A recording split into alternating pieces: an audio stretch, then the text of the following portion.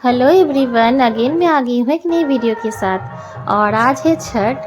और छठ पूजा के लिए शाम का संध्या अर्घ देने के लिए हम जा रहे थे छठ घाट। और सबसे अच्छी बात है ना कि छठ घाट जो है ना बिल्कुल मेरे घर के पास है।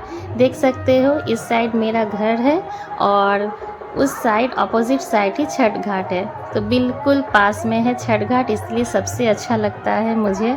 क्योंकि ये छठ पूजा में ना इतना गाना बजते रहता है, पूरा एकदम माहौल एकदम इतना अच्छा हो जाता है ना कि एकदम घर पास होने के कारण और भी अच्छा लगता है। तो देख सकते हो हम लोग सब निकल गए हैं छठ घाट जाने के लिए। और ये हमारे यहाँ का ये जो पोखर है ना, ये सबसे बड़ा पोखर है हमारे यहाँ गोड्डा का। और यहाँ पे बहुत भीड़ होती है, मतलब कि दूसरे दूसरे एरिया से भी सब लोग यहाँ पे आते हैं छठ पूजा करने के लिए। और मेरा तो एकदम बिल्कुल ही बगल में ही है, बस घर से निकलो और पहुँच जाओ। तो छठ पूजा जो है ना हमारे झारखंड और बिहार के लोगों के लिए ना एक इमोशन है। पूरे साल इसका वेट करते हैं हम। और इसे कहा जाता है महापर्व, क्योंकि ये 4 दिन का पूजा होता है और बहुत ही कठिन व्रत होता है, इसीलिए शायद इसको महापर्व कहा जाता है। छठ पूजा पर सूर्य देव के साथ छठी मैया की भी पूजा की जाती है। और छठ मैया को संतान की दीर्घायु और रक्षा करने वाली देवी के रूप में पूजा जाता है। और छठ पूजा जो है ना वो कार्तिक मास की चतुर्थी तिथि नहाय खाई से लेकर सप्तमी तिथि उगते सूर्य को अर्घ देने तक छठ पर्व मनाया जाता है। यानी कि कुल 4 दिन का ये पूजा होता है। इस दौरान भगवान भास्कर और छठी मैया की पूजा अर्चना की जाती है। छठ पूजा खास तौर पर संतान की कामना और लंबी उम्र के लिए ही की जाती है। छठी मैया सूर्य देव की बहन है और इस पर्व पर इन दोनों की ही पूजा अर्चना की जाती है। छठ का पहला दिन नहाय खाए और दूसरा दिन खरना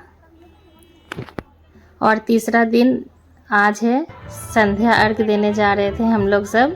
संध्या अर्घ होगा, डूबते हुए सूरज की पूजा की जाती है। और अगले दिन सुबह में उगते हुए सूरज का यानी कि प्रातः अर्घ दिया जाता है। उसके बाद भी छठ पूजा का समापन होता है और उसके बाद जो छठ व्रती है वो पारण करती है। यहाँ अड्डा आते ही एक मास्क खरीद लिया था और उसके पापा उसको पहने तो वो बहुत खुश हो गया। और हम लोग सब जा रहे थे अब नीचे, जहाँ हम सूप दिए थे, पूजा दिए थे, उन्हीं के घाट पे जा रहे थे, क्योंकि वहीं पे जाएंगे और वहाँ पे सूर्य देवता को अर्घ देंगे।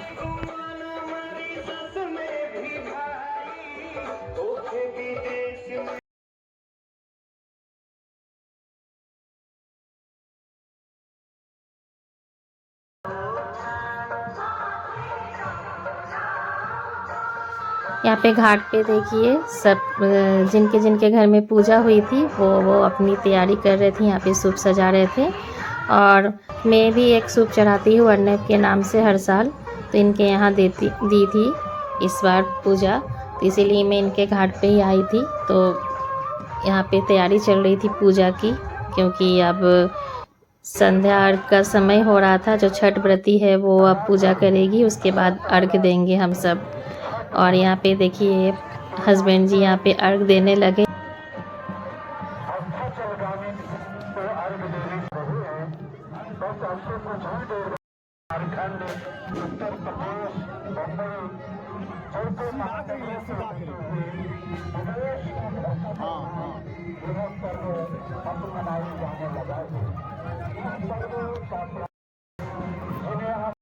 उनके परिवार के लोग और समाज के लोग अर्घ देंगे और अपने परिवार की शुभकामनाएं सभी माताएं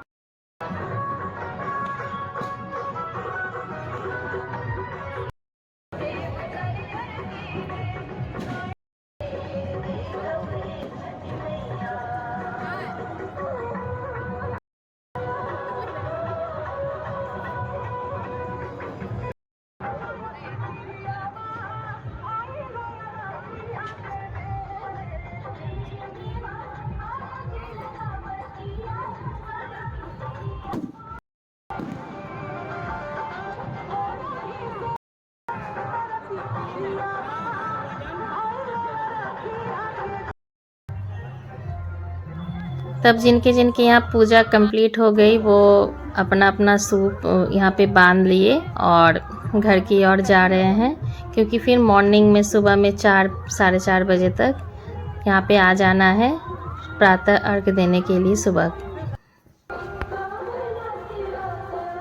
और हम भी घर जा रहे थे क्योंकि हमारी भी पूजा हो गई थी, अर्घ देना हो गया था, सो हम भी अब घर जा रहे थे। और देख सकते हो कितनी भीड़ है।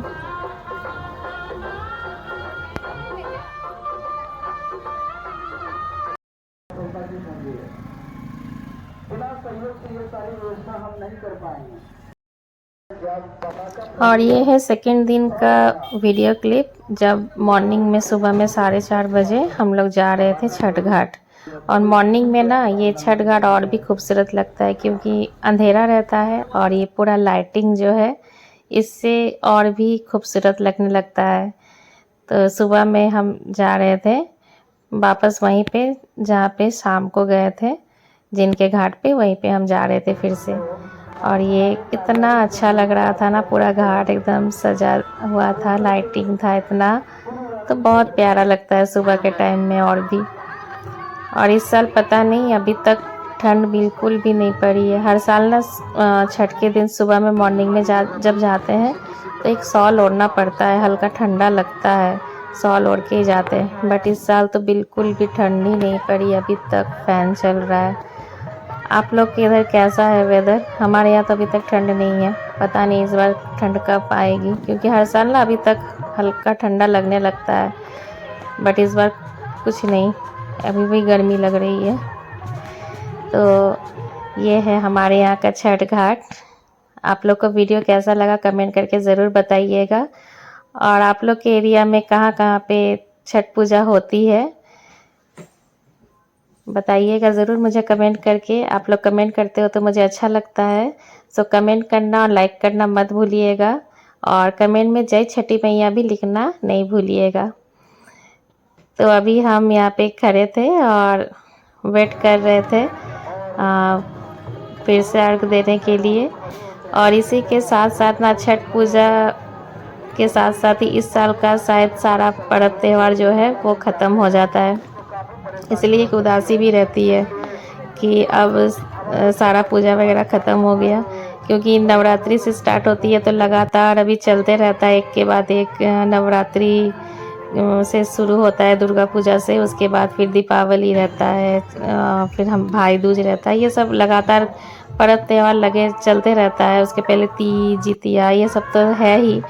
और मतलब कि अब छठ के बाद अब इस साल का आई थिंक कि सारा पर्व त्यौहार ख़त्म हो जाता है। उसके बाद अभी कोई पर्व त्यौहार और नहीं है। अब फिर अगले साल फिर शुरू होगा मकर संक्रांति से। हाँ, मकर संक्रांति, उसके बाद सरस्वती पूजा, फिर से स्टार्ट होगा होली। मतलब इस साल का छठ ही लास्ट त्यौहार रहता है। हाँ, लेकिन हमारे यहाँ ना यहाँ पे कार्तिक पूजा होती है। हाँ, और कार्तिक पूजा ना मैं धनबाद में उतना ज़्यादा सच कहूँ तो नहीं देखी थी बचपन से उतना धूमधाम से करते हुए, बट यहाँ पे गोड्डा में ना बहुत धूमधाम से होती है और मेरे घर के बिल्कुल बगल में ही होती है, तो वो एक बचा हुआ है लास्ट। और अभी मैं सुबह में अर्घ दे रही थी, पानी में उतर गई थी, क्योंकि अर्घ जो है ना वो पानी में उतर के ही मेनली दिया जाता है। बट जो नहीं उतर पाते हैं, प्रॉब्लम है जिनको, वो नहीं उतरते हैं, लेकिन पानी में उतर के ही अर्घ दिया जाता है। सो मैं अभी सुबह में उतर गई थी पानी में, शाम के टाइम नहीं उतरी थी, ऊपर से ही दी थी, बट सुबह में ज़रूर पानी में उतर के देती हूँ। और यहाँ का जो पानी है ना, नीचे एकदम मिट्टी जो है ना वो एकदम दलदल जैसा था, एकदम लग रहा था कि अंदर घुसते जा रहे हैं पैर, मतलब कि टिक नहीं रहा था एक जगह, बार बार घुस जा रहा था पैर। तो यहाँ पे देखिए सूर्य देवता, और यहाँ पे हम सब अर्घ दे रहे थे। और इसी के साथ साथ छठ पर्व भी ख़त्म हो गया। और यहाँ पे देखिए जो छठ व्रती है उनको इस तरह से सिंदूर लगाया जाता है और फिर उनको सूप दिया जाता है, एक एक करके वो सूप का पूजा करती है और उसी में हम सब अर्घ देते हैं।